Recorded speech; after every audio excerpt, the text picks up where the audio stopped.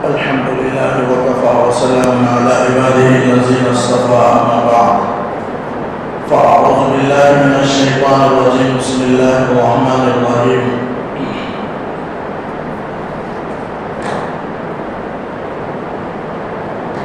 وقال لهم نبيهم إن الله قد بعث لكم طالوت ملكا قالوا أنى يكون له الملك علينا ونحن أحق بالملك منه ولم يؤت سعة من المال قال إن الله اصطفاه عليكم وزاده بسطة في العلم والجسم والله يؤتي ملكه من يشاء والله واسع عليم.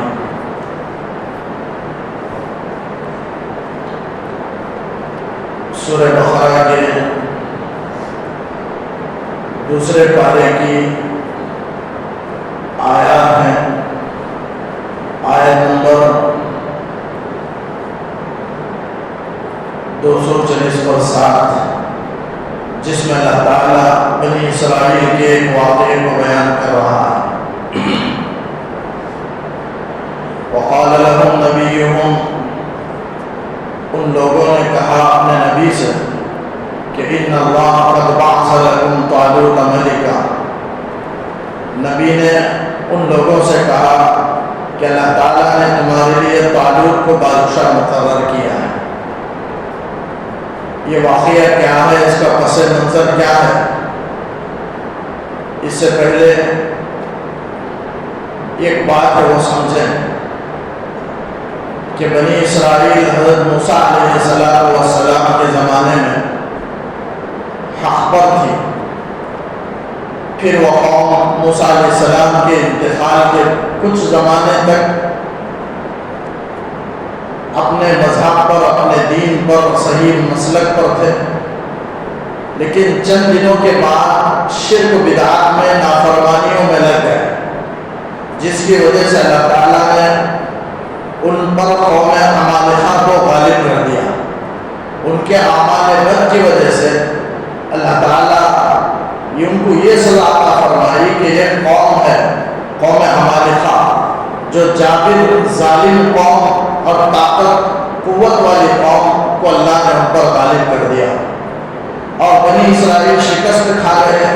بنی اسرائیل جالوت کے ہاتھ میں, وہ قوم عمالقہ کا جو سربراہ تھا اس کا نام جالوت تھا, تو جالوت کے ہاتھ میں یہ شکست کھا گئے اور جالوت نے ان کا برا حال کر دیا, ان کے گھروں سے ان کو نکال دیا.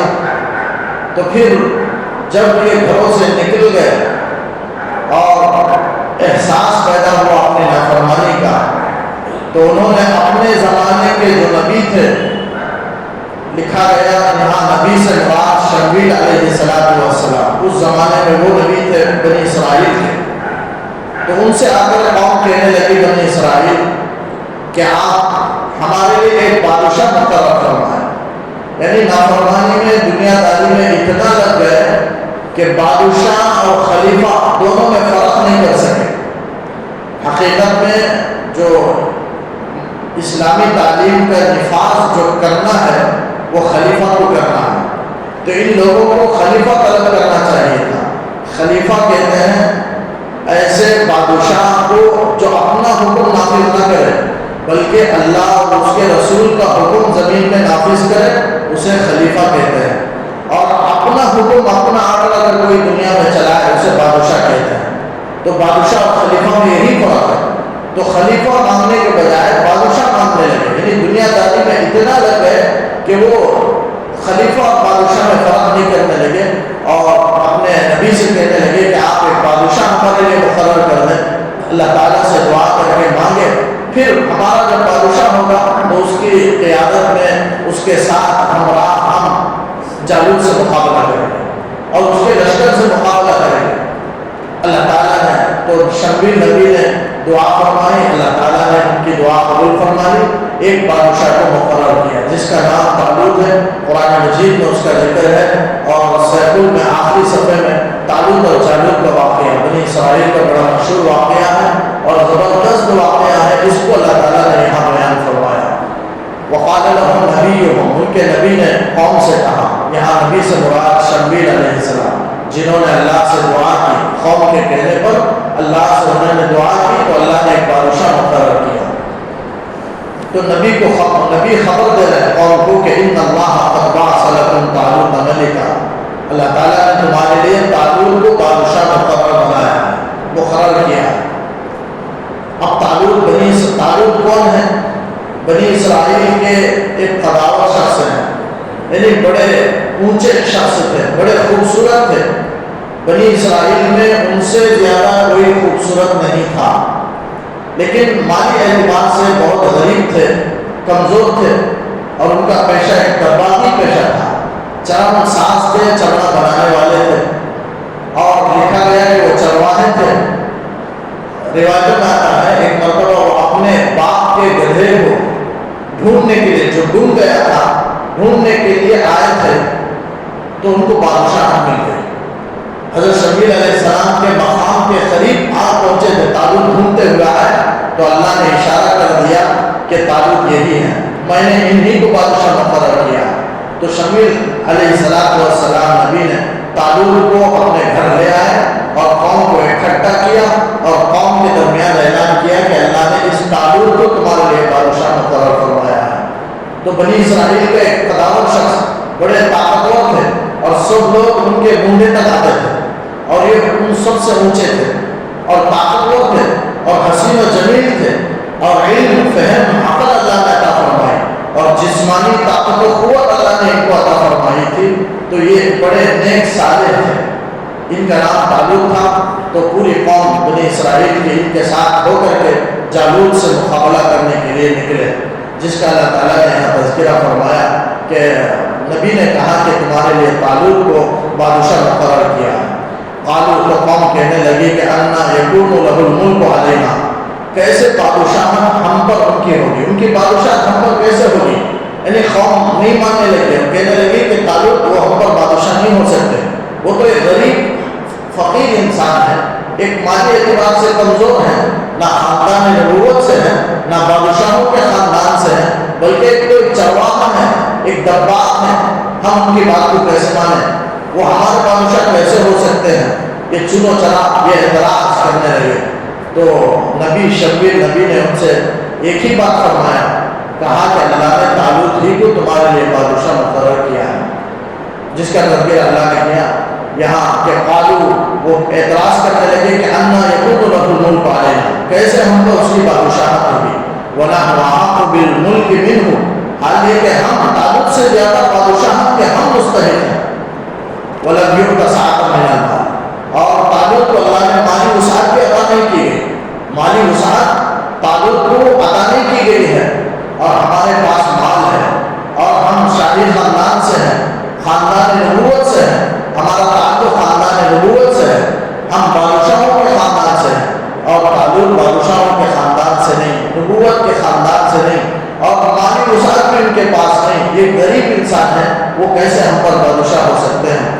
تو قال شمویل نبی نے کہا کہ ان اللہ، کہ اللہ تعالیٰ نے اصطفیٰ والے کو تم پر انہیں کو منتخب کیا ہے، طالوت ہی کو تمہارے لیے بادشاہ مقرر کیا ہے. اس کی ایک وجہ حضرت شمویل علیہ السلام بتانے لگے کہ وَزَادَهُ بَسْطَةً فِي الْعِلْمِ وَالْجِسْمِ، اللہ نے علم میں اور جسم میں ان کو برتری اور زیادتی عطا فرمائی ہے. نظام سلطنت کو سنبھالنے کے لیے اور باقی رکھنے اور چلانے کے لیے دو چیزوں کی ضرورت ہے. حضرت شمویل علیہ السلام سمجھا رہے ہیں کہ مال کی کوئی ضرورت نہیں، کیا ان سے مال لینا ہے، لے کر کے کھانا ہے، وہ تو نہیں ہے، بلکہ جالوت سے مقابلہ کرنا ہے. تو دو چیزوں کی ضرورت ہے، ایک علم و عقل کی ضرورت ہے اور جسمانی طاقت و قوت کی ضرورت ہے.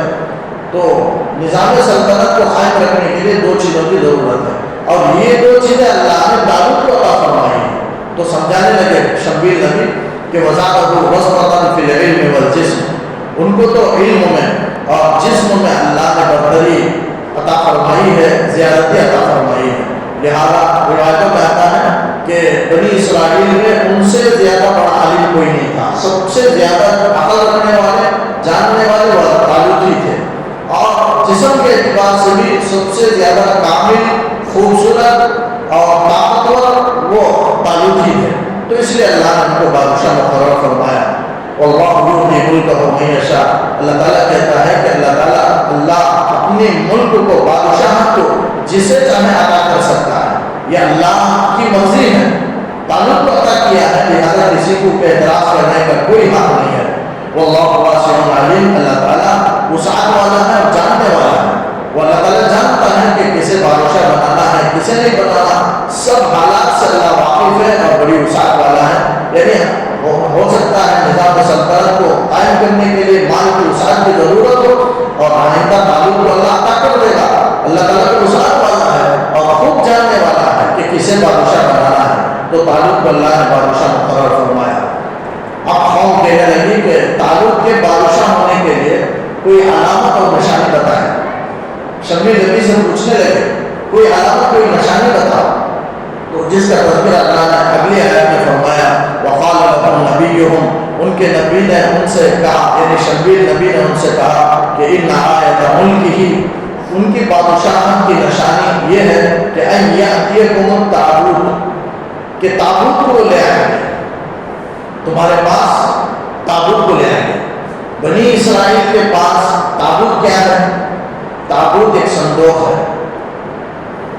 بنی اسرائیل کا وہ اپنا بڑا سرمایہ سمجھتے تھے اور بڑی متبرک چیز سمجھتے تھے اور ہمیشہ اس کا احترام کرتے تھے اور جنگ میں اور اکثر موقع پر اسے آگے رکھتے تھے اور جنگ میں کامیابی حاصل کرتے تھے اور سمجھتے تھے کہ اس صندوق کی برکت سے ہمیں کامیابی ملے گی. اس لیے اس صندوق کا احترام کرتے تھے اور اسے آگے رکھتے تھے. جنگ کے موقع پر رکھ کر کے دعا کرتے تھے. اس کے بعد جنگ کو شروع کرتے تو اس صندوق کی برکت سے اللہ تعالیٰ فتح عطا فرما دیتا تھا. وہ صندوق کیا ہے؟ اصل میں وہ تابوت جو صندوق ہے، لیکن وہ سلیمان علیہ السلام کے زمانے تک رہا. اس کے بعد شمیل نبی کے بعد تابوت بادشاہ مقرر ہوئے. پھر تابوت کے بعد داؤد علیہ السلام، پھر داؤد علیہ السلام کے بیٹے سلیمان علیہ السلام. سلیمان علیہ السلام کے پاس تک وہ تابوت تھا. اس کے بعد وہ تابوت کہاں گئے معلوم نہیں. روایتوں میں آتا ہے، یہودیوں کا کہنا ہے کہ حضرت سلیمان علیہ السلام نے جو ہیکل سلیمانی تعمیر فرمائی، جس میں یہودی کھڑے ہو کر دیوار کے سامنے کچھ اپنا کلام پڑھتے ہیں، عبادت کرتے ہیں، جس کی دیوار کے سامنے کھڑے ہو کر اس کی بنیادوں میں اسے رکھ دیا ہے تابوت کو. حضرت سلیمان علیہ السلام نے ہیکل سلیمانی کے بنیادوں میں اسے رکھ کر کے اس کی تعمیر کر دی گئی ہے. لہٰذا بنیادوں کے اندر دفن کر دیا گیا ہے تابوت کو. یہ ان یہودیوں کا کہنا ہے. بہرحال سلیمان علیہ السلام کے زمانے تک وہ تابوت تھا. اب وہ تابوت میں کیا ہے جس میں اتنی برکت ہے؟ تو روایت میں آتا ہے تابوت وہ ایک صندوق ہے جس میں حضرت موسیٰ علیہ السلام کا عصا، ان کے نال 2 جوتے تھے، ہارون علیہ السلام کی پگڑی تھی، ان کا عصا تھا. یہ چند چیزیں تھی اور توریت کے کچھ تختیاں، کچھ ٹکڑے اس کے اندر موجود تھے. اس کی برکت ہے، نبیوں کی چیزوں کی برکت کہ جس کی وجہ سے اللہ نے ان کو کامیابی عطا فرمائی. روایتوں میں آتا ہے اللہ تعالیٰ یہ واقعتاً انبیاء کی چیزوں میں برکت عطا فرماتے ہیں اور برکت اللہ نے رکھی ہے جس کے ذریعے سے وہ جو متبرک سمجھتے تھے واقعتاً متبرک ہے. اگر حقیقتاً وہ چیز انبیاء کی ہو وہ تو تھی، لیکن اس کے علاوہ دوسری چیزیں جیسے بعض لوگ کہتے ہیں کہ نبی کریم صلی اللہ علیہ وسلم کا بال مبارک ہے، یہ نال مبارک ہے، یہ اس طرح ہے، جو انبیاء کے صحابہ کرام کی چیزوں کو اپنے پاس رکھ کر کے اور سمجھتے ہیں کہ متبرک چیز ہے. فقہاء نے، علماء نے، مفسرین نے لکھا ہے اگر واقعتاً وہ ہو تو پھر متبرک چیز ہے، لیکن اگر جھوٹی نسبت ہو تو جھوٹی نسبت سے وہ چیز متبرک نہیں ہو جاتی. جیسے بہت ساری چیزیں لوگ متبرک سمجھتے ہیں. آپ صلی اللہ علیہ وسلم کے نالے شریفین کے تسمے کے جو نقشے کو جیب میں رکھ کر کے اسے بابرکت سمجھتے ہیں، دفع بلیات کے لیے گھروں میں لگاتے ہیں. اسی طرح مزاروں میں نظر و نیاز کی چیزوں کو متبرک سمجھتے ہیں، یا مزار قبر مبارک کو مزار شریف میں دھویا جاتا ہے تو اس کے پانی کو متبرک سمجھتے ہیں. تو یہ سب بے اثر اور بے بنیاد باتیں ہیں، ان میں کوئی برکت نہیں ہے. لیکن انبیاء کی چیزوں میں برکت ہے. جیسے وہ صندوق، موسیٰ علیہ السلام کی پگڑی، ان کا عصا سب تھا، نال شریفین تھا اور توریت کی کچھ تختیاں تھی، حضرت ہارون علیہ السلام کی پگڑی تھی. یہ واقعتاً متبرک چیزیں ہیں اور اس کی وجہ سے وہ آگے رکھ کر کے اللہ سے، اس کی مدد سے، اس کی برکت سے کامیابی چاہتے تھے اور اللہ تعالیٰ کامیابی عطا کرتا تھا. تو ہمیشہ یہ بہت بڑا سرمایہ تھا ان کے پاس، جب بھی جنگ کا موقع ہوتا سامنے رکھ دیتے، اس کے بعد دعا کرتے پھر جنگ شروع کرتے تو کامیابی ان کو ملتی تھی۔ تو ہمیشہ ان کے یہی تصور تھا کہ تابوت میں ہمارے لیے کامیابی ہے، وہ بڑا ہمارا قومی سرمایہ ہے، یہ سمجھتے تھے۔ تو اللہ تعالیٰ نے یہاں بیان کیا کہ تابوت کے بادشاہ ہونے کی علامت یہ ہے کہ تمہارا جو تابوت ہے وہ جالوت چھین کر لے کر چلا گیا۔ اس سے پہلے جنگ ہوئی، اس میں بنی اسرائیل ہار گئے، اور جالوت جو بادشاہ ہے، قوم عمالیقہ کا بادشاہ ہے، زبردست طاقتور تھا وہ بھی، اور ان سے وہ تابوت چھین کر کے چلا گیا۔ تو پھر قوم مایوس ہو گئی بنی اسرائیل، اور نبی سے کہنے لگے کہ وہ تابوت چاہیے۔ تو یہاں اللہ نے نشانی بیان فرمائی، تابوت کے بادشاہ ہونے کی نشانی یہ ہے کہ وہ تابوت کو تمہارے پاس لے کر کے آئیں گے۔ ٹھیک ہے، ایسا بھی ہوا، بعد میں دیکھا گیا کہ وہ تابوت کو لے کر کے آ رہا ہے۔ حضرت طالوت علیہ السلام، حضرت طالوت وہ نبی تو نہیں، بادشاہ ہے، کیسے لے کر آئے؟ آگے آیا ہے، اس کا آگے تذکرہ ہے، فیہ سکینۃ من ربکم، اس میں تمہارے رب کی طرف سے سکینہ ہے۔ یعنی جب بھی جہاں بھی وہ رکھتے وہ جگہ پرسکون پر اطمینان ہوتا تھا، تو وہ صندوق سے خوب اطمینان سکون حاصل کرتے تھے، جس کا اللہ نے یہاں تذکرہ کیا۔ چونکہ یہ متبرک چیزوں کی برکت ہے کہ اس کے اندر اللہ تعالیٰ ہمارا سکونت عطا کرتا ہے، تو یہاں اس کا تذکرہ کیا، فیہ سکینۃ من ربکم وبقیۃ مما ترک، اور باقی چیزیں ان چیزوں میں سے جس کو موسیٰ علیہ السلام کے خاندان کے لوگوں نے کچھ چھوڑا تھا، یعنی ان کا موسیٰ علیہ السلام کے خاندان کا ترکہ اور ہارون علیہ السلام کے خاندان کا کچھ ترکہ اس کے اندر تھا، صندوق کے اندر، تابوت کے اندر۔ اور وہ تابوت تحملہ الملائکہ، فرشتے اٹھا کر گیا ہے۔ کیا کیسے فرشتے اٹھا کر گیا ہے؟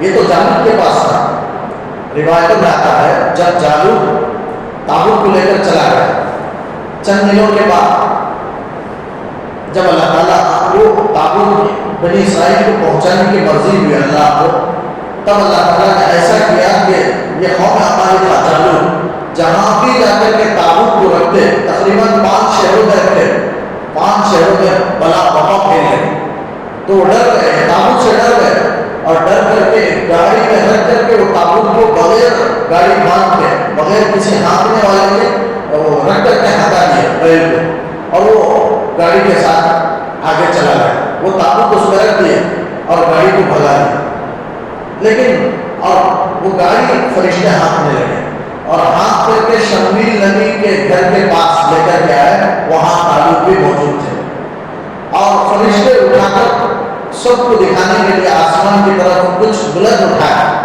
سب لوگوں نے، بنی اسرائیل نے دیکھ لیا کہ فرشتے وہ تابوت کو اٹھائے ہوئے ہیں۔ اس کے بعد لا کر کے تابوت کے پاس فرشتوں نے پیش کیا، تو پھر قوم نے مان لی کہ واقعتاً یہ بادشاہ ہے، تابوت اللہ کی طرف سے مقرر کرنا ہے، شمویل نبی نے جو بتائی ہے بالکل سچ ہے۔ تابوت کے آنے کی وجہ سے وہ خوش بھی ہوئے اور تابوت کو بادشاہ مان لیے۔ اس کے بعد جس کو یہاں کہا گیا تحملہ الملائکہ، فرشتے اس کو اٹھائے ہوئے تھے۔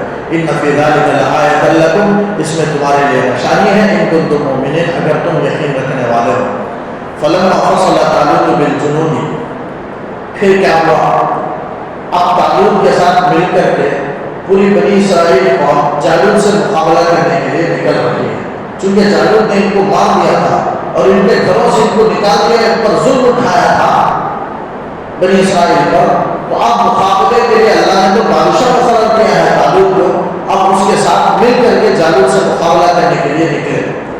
راستے میں اردن اور فلسطین کے درمیان ایک نہر آتا ہے، ایک نہر پڑا جسے اس زمانے میں نہر الشریعہ کہا جاتا تھا، پہلے نام تھا، اب بدل گیا ہوگا۔ بہرحال اردن اور فلسطین کے درمیان جو نہر آتا ہے وہ نہر کا تذکرہ آگے آتا ہے کہ فلما فصل طالوت بالجنود، جب طالوت اپنے لشکر کو لے کر کے نکلے، یعنی پوری بنی اسرائیل کے قوم کو لے کر کے، روایت میں آتا ہے تقریباً وہ کئی ہزار تھے، وہ پورے لشکر کو لے کر کے نکلے۔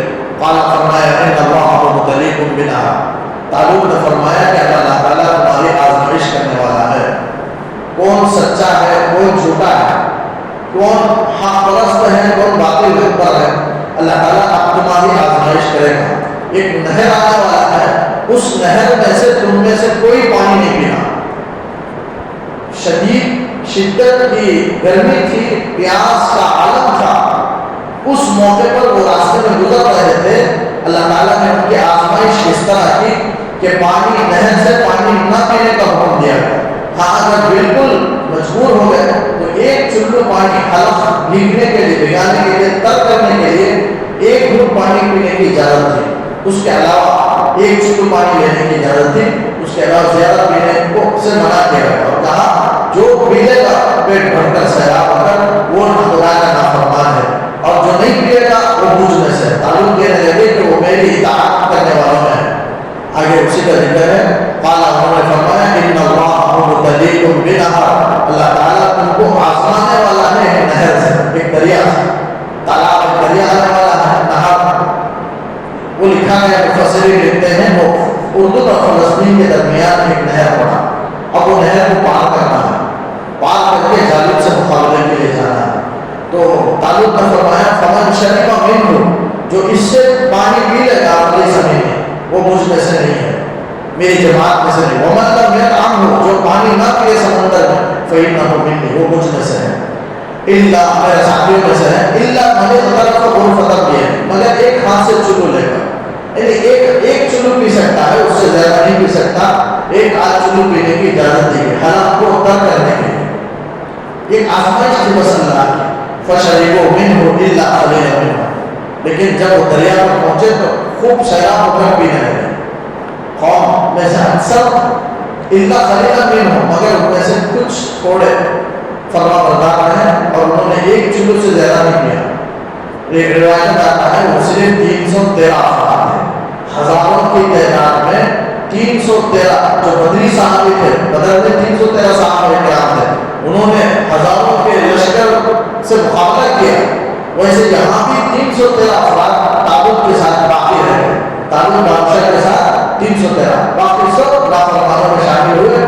وہ حضرت طالب نے کہا کہ تم مجھ میں سے نہیں ہو، اس لیے کہ ایک چلو پینے کا حکم تھا، تم نے خوب سیراب ہو کر کے پیا۔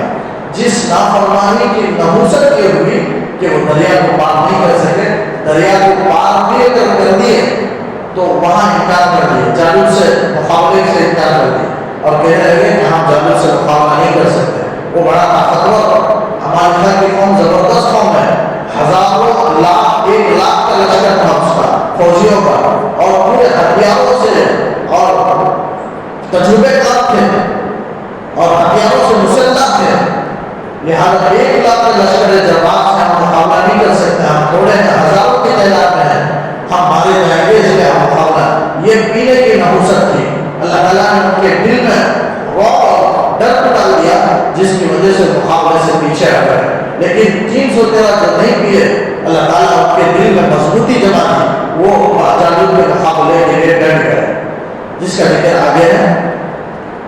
فلما جاوزہ، لہذا جب وہ طالب نہر کو پار کیے، والذین آمنوا معہ، اور ان کے ساتھ جو ایمان والے تھے وہ لوگ بھی پار کیے، جب نہر کو پورے پار کر لیے تو قالوا، چند افراد کہنے لگے کہ لا طاقت لنا اليوم، آج ہمارے پاس کوئی طاقت نہیں ہے، بجالوت و جنودہ، جالوت اور اس کے لشکر سے مقابلے کے لیے اب ہمارے پاس کوئی طاقت نہیں ہے، ہم نہیں لڑیں گے۔ طالب سے انکار کر دیا صاحب، اس سے پہلے آ کر کہنے لگے کہ بادشاہ مقرر کرتے ہیں ہم جالوت سے مقابلہ کریں گے۔ شرمی نبی نے یہ بھی کہا تھا تم نہیں کرے، تو انہوں نے کہا کیوں نہیں کریں گے، اس لیے کہ ہم ہمارے گھر سے نکال دیے گئے ہیں، ضرور ہم بادشاہ سے مل کر کے مقابلہ کریں گے۔ لیکن وہ قوم نہیں، بنی اسرائیل کے قوم، یہودیوں کے قوم، وہ وعدہ خلافی کرنے والے قوم ہے، وہ ہمیشہ نافرمان اور ذلیل قوم ہے، تو اس پر اپنے عادت سے اور اپنے وعدے سے وہ انکار کرے اور صاف انکار کرنے لگے کہ ہماری طاقت نہیں ہے اس سے مقابلے کی۔ تو جو حضرات پانی نہیں پیے تھے، یعنی طالب کے ساتھ جو فرما بردار تھے، جو 313 کے روایت میں آتا ہے، انہوں نے ان کو سمجھایا ہے اور ایک نصیحت کی بات کی جس کا یہاں تذکرہ ہے۔ قال الذین یظنون انہم ملاقو اللہ، وہ لوگ کہنے لگے جو یقین کرتے ہیں کہ وہ اللہ سے ملنے والے ہیں، یعنی قیامت میں اللہ سے ملنے والے اور اپنے کیے کا جواب دینے والے ہیں، آخرت پر ان کا پورا یقین ہے، پورے پکے مومن ہیں، وہ مومن کہنے لگے کہ کم من فئۃ قلیلۃ، کتنی مرتبہ ایسا ہوا ہے کہ تھوڑی جماعت غلبت غالب آ گئی ہے فئۃ کثیرۃ، ایک بڑی جماعت پر باذن اللہ کے حکم سے۔ یعنی جب مقابلے میں جہاد کے جیتنے کے لیے ایک بڑی لشکر کی کوئی ضرورت نہیں ہے، بلکہ اللہ کی مدد کی ضرورت ہے۔ جس لشکر کے ساتھ اللہ کی مدد آ جائے وہ لشکر جیت کر کے رہے گی۔ تو یہاں قوم نصیحت کرنے لگے کہ کیوں تم جاتے ہو جالوت سے مقابلے کے لیے آؤ، اس لیے کہ کئی مرتبہ ایسا ہوا ہے کہ تھوڑی جماعت جیت گئی ہے، غالب آ گئی ہے بڑی جماعت پر، لہٰذا اللہ کی مدد ہمارے ساتھ ہے، صبر اختیار کرو، واللہ مع الصابرین، اور اللہ تعالیٰ صبر کرنے والوں کا ساتھ دینے والا ہے۔ اللہ کی مدد اور نصرت صابرین کے ساتھ ہے، لہٰذا تم صبر کے ساتھ استقامت کے ساتھ اس پر جالوت سے مقابلے کے لیے ڈٹ جاؤ، آؤ مقابلے کے لیے۔ لیکن پھر بھی وہ نہیں مانے اور صاف انکار کر دے اور کہنے لگے کہ آج ہمارے پاس کوئی طاقت نہیں ہے مقابلے کے لیے، اور تم ہی جا کر کے 313 لوگ، چنانچہ روایت میں آگے آتا ہے وہ 313 ہی آگے بڑھے اور جا کر کے جالوت سے مقابلہ کیا اور فتح حاصل کی۔ کیسے حاصل کی؟ آگے اللہ تعالیٰ نے ذکر کیا کہ وَلَمَّا بَرَزُوا لِجَالُوتَ وَجُنُودِهِ قَالُوا رَبَّنَا أَفْرِغْ عَلَيْنَا صَبْرًا وَثَبِّتْ أَقْدَامَنَا وَانصُرْنَا عَلَى الْقَوْمِ الْكَافِرِينَ۔ جب جالوت کے سامنے کھڑے ہو گئے، جب سب بندی ہو گئے میدان جہاد میں، میدان جنگ میں آمنے سامنے ہو گئے جالوت کے، ادھر طالوت اور اس کے لشکر ہے، ادھر جالوت جو کافر بادشاہ ہے، ظالم جابر ہے، اس کا بڑا 1 لاکھ کا بڑا لشکر ہے جو ہتھیاروں سے مسلح ہے، سامنے کھڑا ہے۔ اب مقابلے کے لیے دونوں صف باندھ چکے ہیں، آمنے سامنے آ چکے ہیں، جس کا تذکرہ قرآن کیا وَلَمَّا بَرَزُوا لِجَالُوتَ وَجُنُودِهِ۔ جالوت اور اس کے لشکر سے جب مقابلے کے لیے آمنے سامنے ہوئے تو قالوا، سب سے پہلے طالوت کے لشکر نے دعا مانگی، 313 تھے، دعا پہلے اللہ سے دعا کرنے لگے، ربنا افرغ علینا صبرا، اے اللہ ہم پر تو صبر ڈال دے۔ یعنی اتنا بڑا لشکر ہے، یقیناً ہم کو دیکھ کر کے صبر نہیں ہوتا، بے صبری سے ہم بھاگ جائیں، اس سے ہماری حفاظت فرما، ہمارے دلوں میں صبر ڈال دے۔ افریق کے معنی اندیکھنے کے، ایسا نہیں صبر کی توفیق عطا فرما، یہ دعا نہیں مانگ رہے، بلکہ اللہ بہت صبر کی ضرورت ہے تو ہمارے دلوں میں صبر کو اندیک دے، جیسے پانی کو بالٹی سے پکڑ کر اندیکا جاتا ہے، اس طرح بڑی مقدار میں صبر کو ہمارے دلوں میں ڈال دے، یہ دعا مانگ رہے۔ ربنا افرغ علینا صبرا، کہیں ہم سے غلطی ہوتا ہی تیری نافرمانی نہ ہو جائے، چونکہ اللہ کا حکم تھا جالوت سے مقابلہ کرو، طالوت کو بنی اسرائیل کو حکم تھا، تو یہاں دعا کر رہے ہیں 313 بڑے عاجزی کے ساتھ دعا کر رہے ہیں، اور یہ دعا اللہ کو بڑا پسند آیا اور پھر اللہ نے فتح دی تھی۔ وہ دعا یہ کہ ربنا افرغ علینا صبرا، اے اللہ خوب صبر ہمارے دلوں میں ڈال دے، وثبت اقدامنا، ہمارے قدموں کو ثابت قدم رکھ دے، ثبت کے معنی مضبوطی کے ساتھ جما دے، گاڑ دے، کہیں ایسا نہ ہو کہ ہم میدان جہاد سے بھاگ نکلے، ان کے طاقت اور روح کو دیکھ کر کے، ان کے حملے کو دیکھ کر ہم کہیں بھاگ نہ نکلے، تو اس لیے ہمارے قدموں کو جما دے، ثبت کے معنی جما دے، یعنی میدان جہاد سے بھاگنا گناہ کبیرہ ہے۔ آپ صلی اللہ علیہ وسلم نے یوم الزحف، جنگ کے دن، التولی یوم الزحف، جنگ کے میدان میں پیٹ پھیر کر کے بھاگنا، چند افراد کو اپنے ساتھیوں کو چھوڑ کر کے موت کے ڈر سے بھاگنا، یہ گناہ کبیرہ ہے۔ آپ صلی اللہ علیہ وسلم نے اسے بڑے بڑے گناہوں کا شمار فرمایا ہے، اور اللہ تعالیٰ اسے اس کی بخشش نہیں فرما دے، تو اس لیے بڑا سخت گناہ اسلام کے اندر جنگ کے حالت میں بھاگنا، تو جنگ کے حالت میں خوب ڈر جانا چاہیے، جیسے یعنی جہاد کا حکم، جہاد کے موقع پر یہ ساری تعلیمات ہیں، جہاد کے معنی ہی اللہ کے راستے میں لڑنے کے لیے، اعلاء کلمت اللہ کے لیے اپنی پوری طاقت لگا دینا، اسے جہاد کہتے ہیں۔ جہاد جہد سے ہے، جہد کے معنی اپنی طاقت کو لگا دینا، اپنی پوری طاقت کا زور لگا دینا، اسے جہاد کہتے ہیں۔ یعنی آدمی کوئی بزدلی کمزوری نہ دکھائے، جتنا اپنے اندر جتنی مضبوطی ہے، زور ہے، وہ زور کے ساتھ پوری زور سے، قوت سے مقابلہ کرے، اسے جہاد کہتے ہیں۔ تو یہاں انہوں نے دعا کی وثبت اقدامنا، ہمارے قدموں کو ثابت قدم رکھ دے، وانصرنا علی القوم الکافرین، اور قوم کافر کے خلاف ہماری مدد فرما، یہ دعا فرمائے عاجزی کے ساتھ۔ پھر اس کے بعد مقابلہ ہوا، تو مقابلے میں اللہ نے فرمایا ان کو شکست دی، 1,00,000 کا لشکر سب بھاگنے لگے اور ان کو اللہ نے کامیابی عطا فرمائی۔ صرف 313 تھے، 1,00,000 لشکر پر جیت گئے۔ اس کا ذکر اللہ آگے آیا کرتا ہے فَعَزَمُوهُمْ بِإِذْنِ اللَّهِ، اللہ کے حکم سے، اللہ اپنی مشیت سے ان کو شکست دے دیا۔ فَعَزَمُوهُمْ، ان کو اللہ یعنی دشمن قوم کو اللہ نے شکست دے دی اپنی مشیت سے، اپنے اذن سے، اپنے حکم سے۔ وَقَتَلَ دَاوُودُ جَالُوتَ، اب کیسے شکست ملی اس کا آگے آیت میں اللہ نے تذکرہ، اگلے حصے میں تذکرہ کیا کہ داؤد نے جالوت کو قتل کیا۔ داؤد علیہ السلام، ہم جو پیغمبر بولتے ہیں جن کو اللہ نے ضرور عطا فرمائی تھی، وہ داؤد علیہ السلام، وہ جالوت کو قتل کیا۔ جالوت بڑا طاقتور تھا، میدان صف میں آ کر کے لڑنا رہا تھا، آؤ مجھ سے مقابلے کے لیے، کس میں ہمت ہے، یہ پکار رہا تھا میدان میں کھڑے ہو کر کے، سامنے آ کر کے ایک بلا رہا تھا مجھ سے مقابلے کے لیے، کوئی تم میں اگر ہمت ہے، دم ہے تو مجھ سے مقابلے کے لیے آؤ، لیکن کوئی جانے کے لیے تیار نہیں۔ 313 میں ایک خوف ان کے دل کے اندر بیٹھا ہوا تھا، تو اتنے میں کہیں سے آ رہے تھے داؤد علیہ السلام، ان کو اطلاع ملی کہ وہاں طالوت کا لشکر جالوت سے مقابلے کے لیے فلاں میدان میں پہنچی ہے، تو فوراً داؤد علیہ السلام دوڑ کے، ابھی نبوت نہیں ملی، ابھی جوان ہے داؤد علیہ السلام، 20-25 سال کی عمر تھی اس درمیان کی، ان کو اطلاع ملی تو فوراً وہاں سے نکلے اور میدان جنگ کی طرف آئے۔ راستے میں 3 پتھر ملے، ایک پتھر خود ان سے کلام کرنے لگا کہ اے داؤد مجھے تم لے لو، ان کے ہاتھ میں تھیلا تھا داؤد علیہ السلام کے ہاتھ، وہ پتھر تھیلے میں ڈالو، مجھ سے کافر مارا جائے گا، چنانچہ وہ پتھر اٹھا کر تھیلے میں ڈالے۔ پھر آگے بڑھے تو اور ایک پتھر آواز دی کہ اے داؤد مجھے بھی اٹھا لو، فلاں کافر میرے ہاتھ سے مجھ سے مارا جائے گا، چنانچہ اس کو بھی تھیلے میں ڈالے۔ پھر آگے بڑھے تو ایک تیسرا پتھر آواز دی کہ اے داؤد تم مجھے دے دو، مجھ سے جالوت مارا جائے گا، چنانچہ وہ پتھر بھی لے لیا۔ اور ان کے پاس ایک آلہ تھا، اس زمانے میں پتھر کو پھینکنے کا ایک آلہ ہوتا تھا جو گول پہ آ کر کے جسے گوکھن کہا جاتا تھا، وہ گوکھن میں پتھر رکھ کر کے جیسے آپ گولی رکھ کر کے نکالی جاتی ہے پستول سے، اسی طرح ایک آلہ تھا۔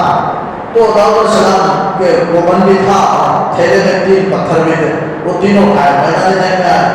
اب یہاں طالوت دیکھ لیں، طالوت للکار رہا ہے اور بلا رہا ہے کہ آؤ مجھ سے مقابلے کے لیے کس میں ہمت ہے، تو داؤد علیہ السلام آگے بڑھے، میدان جنگ میں آئے، آ کر سیدھے طالوت سے مقابلے کے لیے کھڑے ہو گئے۔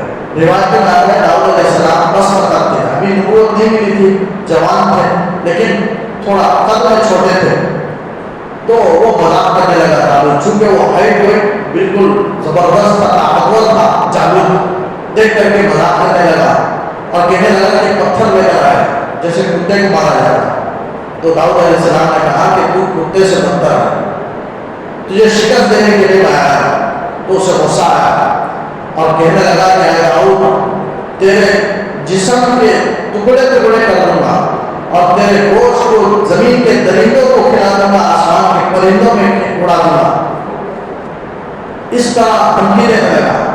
لیکن داؤد علیہ السلام ڈٹے رہے اور تھیلے سے پتھر اٹھائے، 3 پتھر اس میں رکھے آلے میں، اور بسم الہی ابراہیم، بسم الہی اسحاق، بسم الہی یعقوب۔ یہ چونکہ حضرت داؤد علیہ السلام بنی اسرائیل کے 3 پیغمبر ہیں، ابراہیم علیہ السلام ہیں، بنی اسرائیل ہیں، اور پورے یعقوب علیہ السلام کے اولاد ہیں بنی اسرائیل، اس لیے وہ 3، اور حضرت داؤد علیہ السلام بنی اسرائیل کے پیغمبر ہیں، ابھی نہیں بنے لیکن اسی بنی اسرائیل میں سے ہیں۔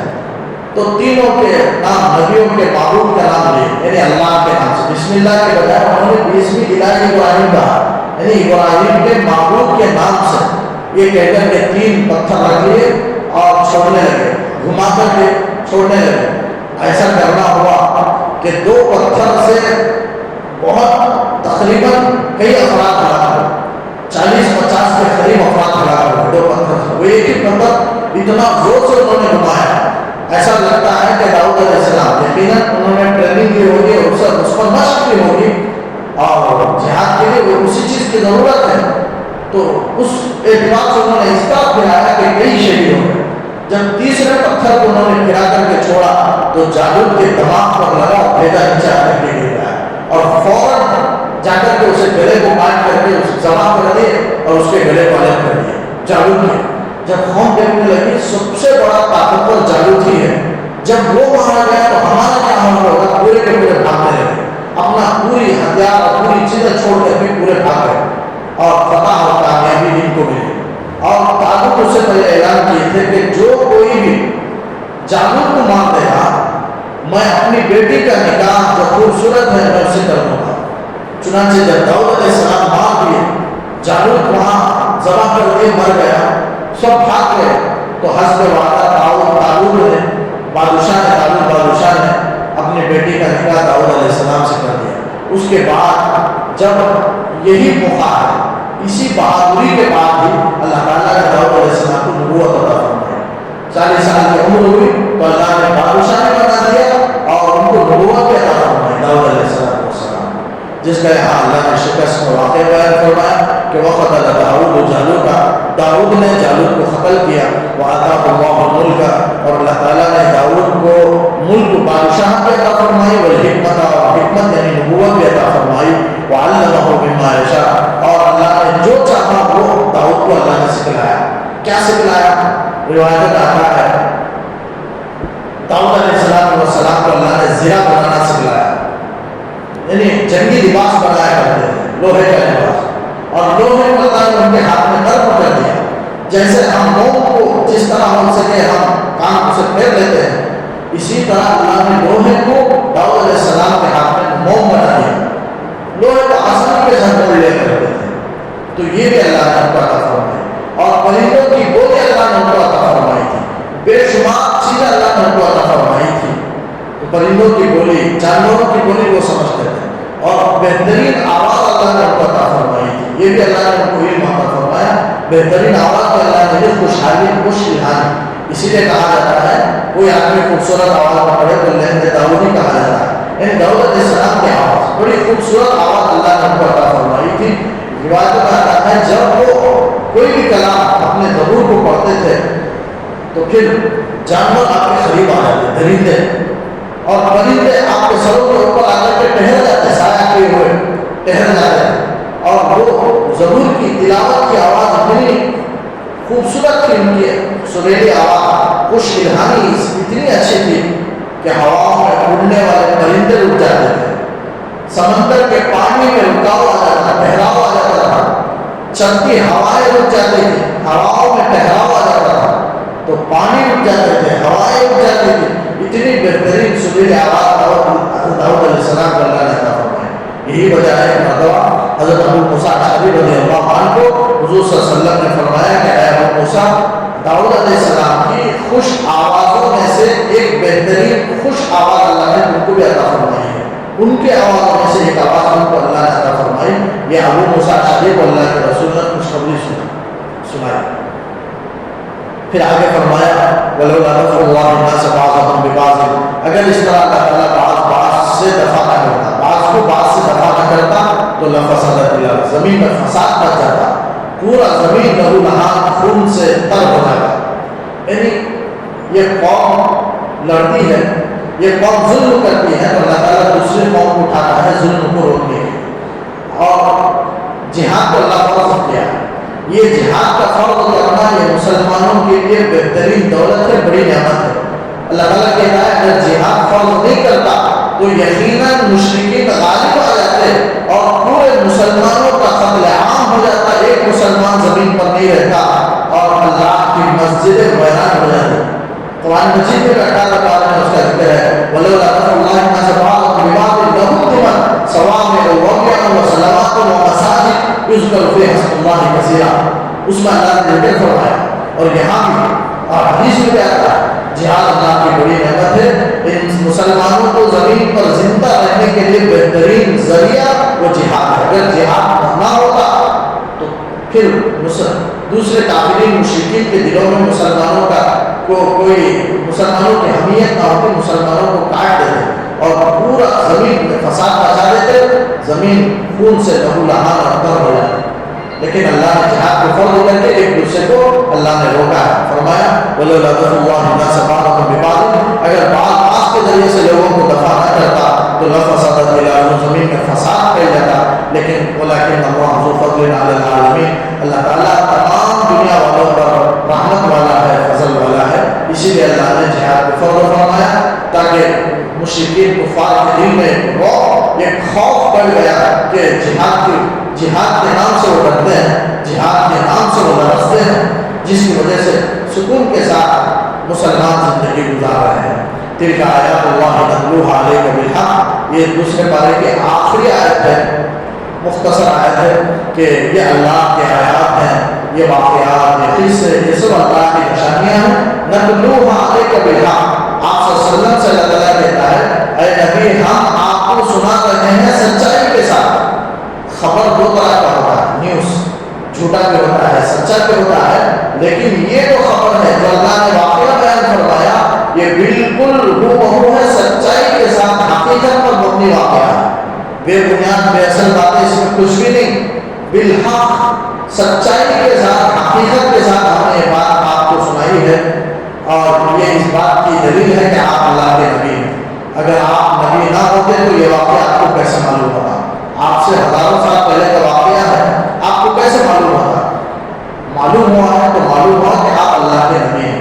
کافر و کفار مکہ کہتے تھے آپ اللہ کے نبی نہیں ہیں، اس کے رد میں اللہ تعالیٰ کہتا ہے انک لمن المرسلین، بلا شبہ آپ رسولوں میں سے، یقیناً آپ رسولوں میں سے ہیں، اس لیے کہ اگر رسول نہ ہوتے تو یہ واقعہ جو ہزاروں سال پہلے کا ہے آپ کو کیسے معلوم ہوتا؟